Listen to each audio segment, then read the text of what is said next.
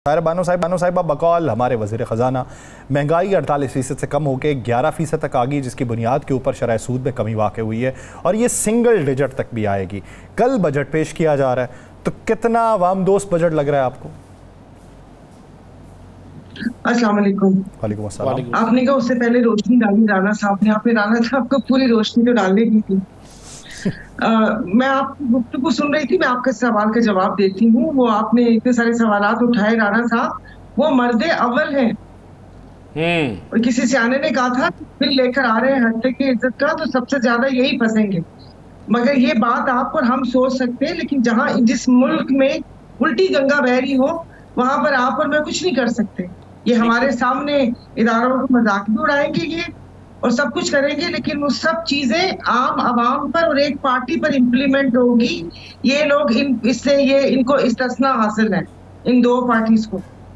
अब मैं मुर्शिद की तरफ आती हूँ। उससे पहले आप कहते ना कि जीना मुश्किल है कि आसान, जरा देख तो लो, लोग लगते हैं जरा परेशान, देख तो लो। तो देखिए, इन लोगों ने ये हालात देखे नहीं है, बजट भी इनको बनाने के लिए दे दिया। मैं जिस वक्त असेंबली में थी उस वक्त मैंने एक बहुत शुरू में जब कहा था, तो मैंने उस वक्त यही कहा था कि जिन लोगों ने ये जिंदगी देखी नहीं, जो आम अभी गुर्बत की लकीर से नीचे और अब तो मिडिल क्लास भी खत्म हो गई है, तो इनको हमारे या अवाम के दुखों का क्या एहसास।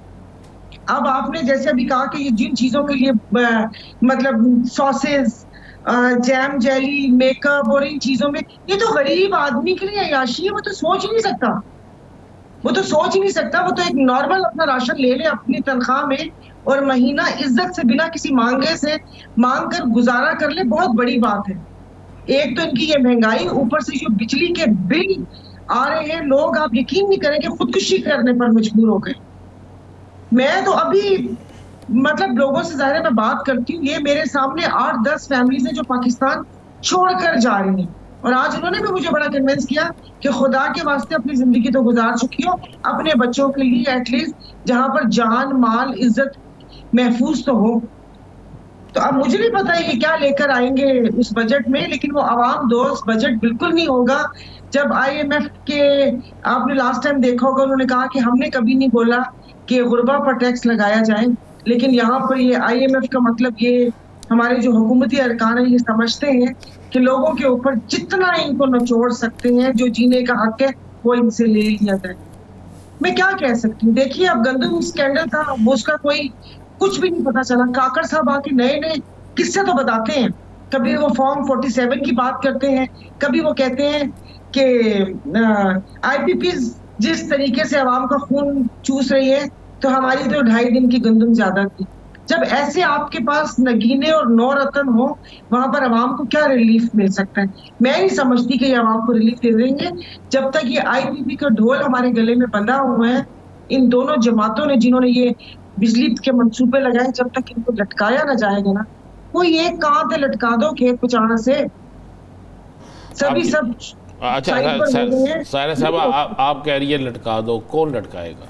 क्या इस मुल्क के अंदर कभी किसी को ऐसे लटकाया गया है? यहाँ पे तो एक हाजर सर्वस आर्मी चीफ साहब को के जहाज को हाईजैक करने की कोशिश होती है, क्या किसी को कभी सजा मिली है? जी नहीं, वो 12 अक्टूबर तो इनको याद ही नहीं है। वो सिर्फ उसमें हमारे हाजर सर्विस वो क्या कहते हैं, चीफ ऑफ आर्मी स्टाफ नहीं थे, उसमें मुसाफिर भी थे। और एक जान कीमती है कि जो यहाँ से था कि लैंडिंग की इजाजत नहीं मिली। मैंने तो हजारों ट्वीट्स किए हैं उसके ऊपर, मगर कान पर जू तक नहीं देंगी। अभी आपने पिछले दिनों कुछ कमीशन का जिक्र किया होगा, उसमें लोगों ने वो कहते ना, यादें माजी अजाब है यार, बड़े मियाँ साहब की वो चलाई उनकी चीजें कि जो उस बारे में वो क्या कहते थे, मगर वहां पर भी सुम्मुन बुकमुन उम्युन। सिर्फ जो टारगेट है वो चंद लोग हैं, एक पार्टी है, और बाकी कोई बोले ना। वो तो मियाँ साहब कहते हैं कि हम किसी को टारगेट नहीं कर रहे, मैं इंतकाम की सियासत के ऊपर यकीन ही नहीं रखता, मेरी तरफ से एक AC की बजाय 2 AC लगवा लें, मुझे उससे कोई फर्क नहीं पड़ता। जी, कि जो खवातीन के साथ हो रहा है, जो आलिया हमजा मलिक के घर जाकर किया कि उसको बाहर बिठाकर, जो सनम जावेद के साथ किया, कोई चालान पेश नहीं हुआ, तो उनको बोले कि ये कौन सी मतलब ये इंतकाम की सियासत नहीं है, तो कौन सी सियासत है ये? तो अब मेरे ख्याल में कोई रियासत या ये 9 मई वाला कुछ नहीं रह गया, क्योंकि अगर 9 मई होता तो ये जो आधे लोग माफी तलाफी करके गंगा नहा के बैठे हुए वो ना बैठे हुए होते हैं। और ये जाति अनाद ही है, इनकी बेटी की अना को ठेस पहुंची है, तो उसी वजह से तो उनको समझ नहीं आ रही कि उन दो खवातीन जो ना झुक रही हैं ना वो हार मान रही हैं, उनके साथ क्या करें। और रियासत, और अपने आप को भी कहती हूँ कि खामोश तमाशाई बने देख रहे हैं कि वो ये आग खुदा जाने हमारे घरों तक कब तक आती है, लेकिन ये हाल हो रहे हैं। अच्छा जी, आपकी आपकी जमात जो है, हम आप भाषण नहीं जलाते, मुझे ये बता दें आपकी सियासी जमात भी बिल्कुल खामोश होकर बैठ के गर्मी ज़्यादा है या खामोश करवा दिया गया है? खामोश नहीं करवाया गया। मैं अभी जो अभी ये यकुम को हम लोगों की मीटिंग हुई थी, उसके ऊपर जो साई ने पैगाम दिया वो तो बहुत सुना मैंने। और वाज़ेह, जी वाज़ेह पैगाम था वो। हम कोई अपनी सीट्स के लिए या उन चीजों के लिए जो यहाँ पर सिंध में लोगों के साथ हाल हो रहे हैं, उनका पानी बंद हो रहा है। मुझे तो लग रहा है मैं कोई चंबल वादी चंबल में हम लोग बैठे हुए, और जो लोगों के साथ जो उनको पॉलिटिकल विक्टिमाइजेशन का शिकार है, पेंशन बंद, नौकरी इधर से उधर, ट्रांसफर, पोस्टिंग, एक मैं आपको बता नहीं सकती कि यहाँ क्या हो रहा है। मजे की बात है कि कोई मीडिया बताता भी नहीं है कि यहाँ पर सब ऐसे दिखा रहे हैं कि सब ऐसे यहाँ पर सुख और शांति है। आप कराची शहर देख लें, रोज कराची शहर लाशें उठाता है। हम पहले भी ग्रुपों के तहत उसमें मरते रहे लोग, उसके बाद बोरीबंद लाशों का जमाना आया, और अब ये जो मोबाइल स्नैचिंग है जिसमें हमारे निगरान वजीरे दाखिला ब्रिगेडियर हारिस नवाज साहब ने कहा मोबाइल आए दिन, आप लोकल अखबार उठाकर देख लें, आए दिन यहाँ पर। हमें तो पता नहीं किसके रहमो करम पे छोड़ा हुआ है। अब तो मुझे समझ नहीं आती कि मैं सवाल करूं तो किससे करूं। साहिरा बानो साहिबा, आप जो बातें कर रही हैं कर लें, कोई 3-4 दिन मज़ीद और की जा सकेंगी, क्योंकि बात यह है कि इत्तलात हैं कि फायर वॉल एक इंस्टॉलेशन हो रही है और 4 मोबाइल कंपनीज़ जो हैं उनके साथ इंटैक्ट हैं। फिर वो मवाद जो हुकूमत को नापसंदीदा होगा उसको ट्रेस भी किया जाएगा, उसकी रीच भी कम की जाएगी, जिसने अपलोड किया होगा उस तक भी पहुंचा जाएगा। तो सोशल मीडिया आपका जो पहले चल रहा है उसकी रीच कम होने वाली। जी जी, वो कहते हैं ना कि मालूम नहीं मेरे सयाद को, घुटती है अगर सांस तो खुलती है जुबां। और ये ऐसी बड़ी आग के दरिया पार किए हमें, इश्क भी तो आग का दरिया है ना, और तैर कर गए हमें जिंदगी में कभी कभी कोई ना कोई से तो पार किया होगा। बाकी ये फायर वॉल लगाने का क्यों तकल्लुफ कर रहे हैं?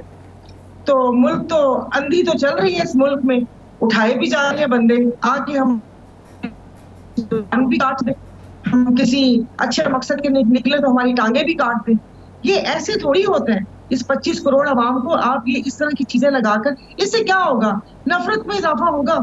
ये जो पीडीएम का टोला हमारे सर पे मुसल्लत है, जो अपने आप को जमहूरी जमातें कहते हैं, राना साहब ये देखा है दुनिया में, मतलब अपनी पाकिस्तान की तारीख में, कि जो आमराना हुकूमत होती है, जो आमर होते हैं, वो जमहूरी बनने की कोशिश करते हैं, और जो जमहूरियत पसंद लीडर होते हैं वो आके उनमें डिक्टेटरपन आ जाता है। तो ये किस मुंह से अपने आप को जमहूरियत की अलम बरदार जमातें कहेंगी? जो पीपल्स पार्टी ने खेल खेला है कि हम बच्चे हैं कि उनके गवर्नर छुट्टी पे चले गए और उसके बाद जी कायम मुकाम गवर्नर ने उसके ऊपर साइन कर दिए और सारा कुछ हो गया, और कल को ये कहेंगे कि हम नहीं। तो मजाक थोड़ी चल रहा है, ये कोई पुराना जमाना थोड़ी है। आजकल हर किसी को हर चीज का पता है, लेकिन इन हथकंडों से होगा कुछ नहीं।